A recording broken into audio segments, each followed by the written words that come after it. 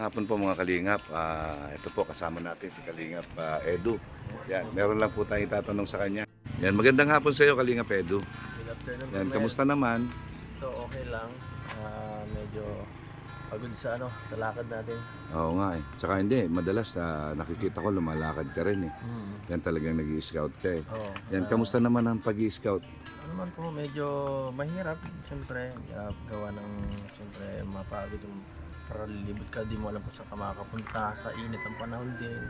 Medyo kung sino-sino din makakalubilo mo.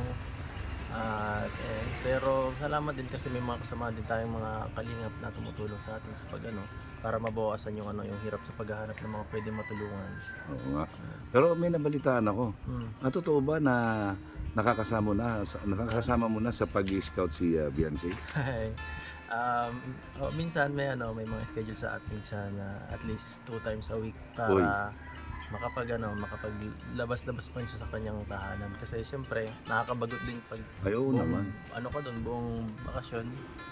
Siyempre siya bata pa, minsan pag may nakakita siya mga ka-eskwela na nagtatrabaho at parang ang feeling siguro niya is parang nalulungkot siya sa loob sa kanyang tahanan o kaya parang mas feeling niya siguro is parang mas okay kung ganito rin siya, parang nagtatrabaho din ng klase ng ginagawa niya, diba? At the same time, na-experience niya kung paano yung pag-scout at paano ang pagbibigay ng tulong sa mga tao. Actually magandang experience din yun kasi ito talagang parang trabaho na talaga natin eh. Oo. Parang parang sa field nga lang, hindi yung kagaya ng office work, no? Oo. Pero at least yung Malayo sa office work. Ako nga binitawan ko ang office work eh. pero mas maganda yung ganito din talaga. Ito, Mas enjoy. sabi ko nga sa iyo, nung nagtatrabaho ako, sa isang taon, 3 beses na hospital ako, 2 beses sa loob ng isang taon. Pero nung nag full-time charity vlogger ako, awa ng Diyos, 1 beses lang ako na hospital dahil yun yung hindi ako natunawan. Pero dati, panay ang hospital ko noon, hypertension, stress, laging gano'n. Nakaka-stress din talaga pag nasa isang lugar lang. Oo. Nakakalungkot pag paulit-ulit yung ginagawa mo. May sa atin dito talaga ay tayo dito. Marami kang bagay na mapupuntahan saka ma-experience, kaya ibang klase itong trabaho natin to eh. Oo nga. Saka alam mo ba, ako nagtatrabaho ako sa travel agency. Almost 30 years ako na nagtatrabaho sa travel agency. Tagal. Ngayon lang ako naka-experience na nakarating ng Sorsogon, ng Albay, ng Quezon, kung saan-saan ako nakakarating, ng Masbate, ng Katarman. Pero dati hindi ko nararating yan. Opisina, bahay lang ako dati. Oo, yung iba parang pangarap nila dati ganyan, sa mga ganyang klaseng trabaho lang. Oo, maganda yun sa Pero pag sa tutusin pa, nung tumagal-tagal nung tumanda na ako, mas okay sa akin, para sa akin yung mga ganitong trabaho lang, mas simple lang. Na-enjoy mo. Mas enjoy ka. At saka ang kagandahan doon, once na naka-scout ka at meron kang tao o pamilya na nabigyan ng tulong, ay grabe yung pagka umalis ka na may ngiti sa kanilang mga muka o yung saya. Di ba ang sarap ng feeling? Oo, yung mga yung mga istorya nila sa buhay, nalalaman mo, nasi-share mo, nabibigyan mo rin sila ng mga payo, Oo. nakakatulong ka sa kanila. Isa yan sa pinakamaganda dito sa ating sa trabaho natin, dahil na-experience natin lahat yan. Oh, at saka yung pasalamat nila ibang klase talagang walang humpay na pasasalamat eh. Lalo na kung yung mga natulungan mo ay nasa remote area, Oo. yung mga nasa malayo sa syudad. Oo, kahit bigyan mo lang sila ng mga simpleng na tulong, grabe talaga, ibang klase yung tuwa sa kanilang mga bibig nakikita natin. Yun talaga yun eh, ibang hindi mababayaran ng kahit anong salapi eh. Totoo. Oo. Maski ako yung simpleng pagtulong na ginagawa ko, yung alam mo yung mapapaiyak sila dahil first time nila nakatanggap ng ganon. Oo. Ngayon lang sila nakahawak ng ganong kalaking pera, alam mo yon. Samantalang para sa atin ay ordinaryo lang. Oo. 'Di ba, simpleng tulong lang, pero sa kanila napakalaking bagay na. Oo, sa kanila talagang pwedeng magkakapabago ng kanilang buhay yung ibang tulong ng kalingap talaga. Lalo na ngayong programa ni Kuya Bal, yung dagdag puhunan sa tindahan. Malaking bagay yun kasi pagka ikaw marunong ka at napaikot mo yun, hindi ka na magtatrabaho, doon ka na lang magko-concentrate. Papalaguin mo na lang yun kasi imaginein mo magkano ang puhunan, 25,000, 30,000. Malaking bagay yan. Marami na yan. pwede mo nang paikutin yan. Kailangan lang marunong ka. Oo naman, sobrang mahirap mag-ipon yan, maghanap ng salapi dito sa ating lugar kasi hindi naman to ganito. Hindi naman madaling maghanap ng trabaho dito eh. Totoo yun. Yung iba nga gusto nila magtrabaho sa Manila. Kaya Ako naman ang sinasabi ko, bakit gusto nyo magtrabaho sa Manila? Pagka kinuwenta nyo, mas malaki pa yung sahod nyo rito. oo, yun nga eh. Diba? Kasi uupa ka, Dito makakatipid pamasahe ka. mo, diba? Maghahanap ka nga lang talaga dito, pahirapan lang. Tsaka talaga. tsaga-tsaga lang dito. Tsaga lang talaga. Ako ang sa nakita ko dito, tsaga. Tsaka dito meron akong peace of mind. Oo. Tahimik, Oo, kalmado yun nga, lang. Yun ang maganda naman dito sa atin. Kaya na hindi natin may pag-ano sa ibang lugar na ano na city or ano. Ako Masaya dito hindi makakaila. Ano kung Manileño talaga ako, sa Manila ako pinanganak, diyan na ako tumanda. Pero bakit napili ko ang Bicol at dito ako tumira kasama pamilya ko? O, di ba? Ibig sabihin, may nakita ko dito na hindi ko nakita sa ibang lugar. Na dito ko nakita, yung tahimik na buhay. Tahimik nga dito eh. Saka malapit lang dito kung magpapamaynila, kayang-kaya mo nang balikan agad eh. Oo, kung ayaw mo magsasakyan, magbus ka, 'di ba? Uupo ka lang, paggising mo nasa Manila ka na. Yung ganon. Pero ako nga, sabi ko nga kung ang nanay ko malakas pa, gusto kong dalhin dito. Ipasyal ko sa Bagasbasol tuwing umaga, maligo kami sa ilog, 'di ba? Tsaka yung mga scenery, yung makikita mo dito, nakakatanggal ng lungkot ba? Oo, isa pa yung sa maganda dito sa atin ano, kasi nakikita mo yung mga ganyang lugar. Kaya pag magandang panahon dito sa atin, para sa akin wala makakatalo. Oo nga, grabe. Ako nga, sabi ko nga, yung asawa ko dati inip na inip. Pero ngayon na-enjoy niya na kahit siya lang mag-isa sa bahay, lagi akong wala, di ba? Dadalawa lang naman kami. Pero na-enjoy niya na yung parang merong tahimik yung buhay niya, gusto niya matulog, gusto niya kumain, gusto niya manood, kasi gusto niya maupo lang kung saan doon. Malaya siyang nakakagalaw sa sarili niyang bahay, di ba?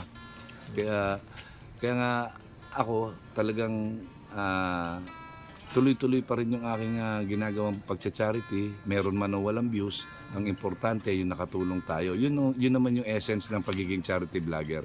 Yung makatulong ka ng mas marami pa, di ba? Kaya nga ako, tuwan-tuwa ako sa'yo, kahit na sikat ka na, talagang tuloy-tuloy pa rin yung pag-i-scout mo. Yan, hindi ka pa rin umaasa na meron talaga magbibigay sa'yo ng na-scout nila. Ikaw talaga personal na pumupunta kung saan-saan. Kahit ano naman sa akin, hindi ko naman kailangan baguhin kasi dyan ako umasenso eh. Dyan ang channel ko eh. Oo. At saka nung una pa lang, nagsimula din naman tayo sa mahina eh. Kaya Totoo. ramdam ko yung mga yung mga scouter, saka ng mga kalinga partners na nagsusumikap din, kaya hindi ko sila tinatanggihan kapag may mga ganyang klaseng Oo, kaya nga isa ako sa nagpapasalamat doon dahil hindi ka hindi ka maramot, mapagbigay ka, tinutulungan mo yung mga partners na mahina, 'di ba? Malaking bagay 'yon sa aming mga small YouTuber. Ngayon, maiba naman tayo. Kamusta naman ang love life? Ba't bigla ka napagiti? Masaya, ang tahimik. Masaya, tahimik. Agoy. Ano na ba ang meron? Meron. Anong meron? Hindi ko alam kung anong meron. Sa'yo ko narinig yan. Sa'yo ko narinig yan. Natatandaan mo ba yan? Sinabi mo yan? Alin? Wala sila pero merong tayo. Yung sa resort yun sa resort. Nalala mo yun? Nalimutan ko na, dami na nangyari. Yung binigyan mo siya ng relo. Nalimutan ko na din. Diyan sa may tawag dito sa may papunta kila yung resort diyan sa may Mangkamagong. Mangkamagong nga, Mangkamagong. Yung gabi. Ay hindi pa. Oo nga, yun nga. Ay hindi. Saan ko ba narinig yun? Alam ko, narinig ko yun sa doon sa... Parang event yun. Sa ball. Sa Kalingap Ball. Yung reunion. Oo. Yung reunion. Wala, sabi mo nun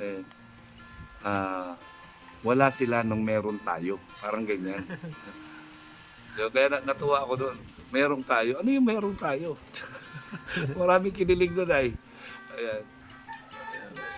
Kaya nga ako natutuwa rin sabi ko nga kahit paminsan-minsan lang ako nakakapag-interview sa'yo, Kasi nga, lagi naman akong wala. Lagi ako kasama rin minsan ni Kuya Bal. Minsan nasa pag-i-scout din ako. Meron din akong pinupuntahan ng mga inaayudahan.